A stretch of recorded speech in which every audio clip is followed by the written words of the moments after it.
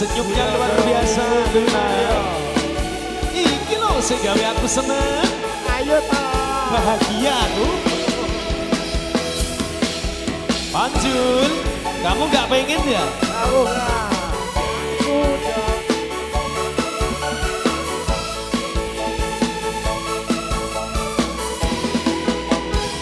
Ayo Putra.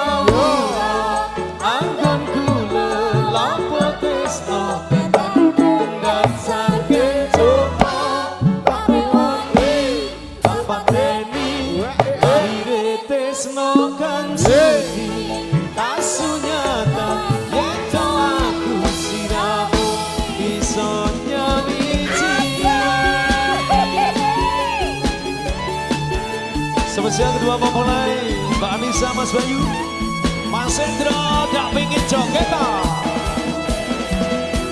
Pak RT, monggo.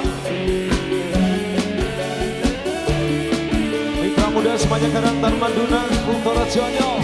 Kumpul.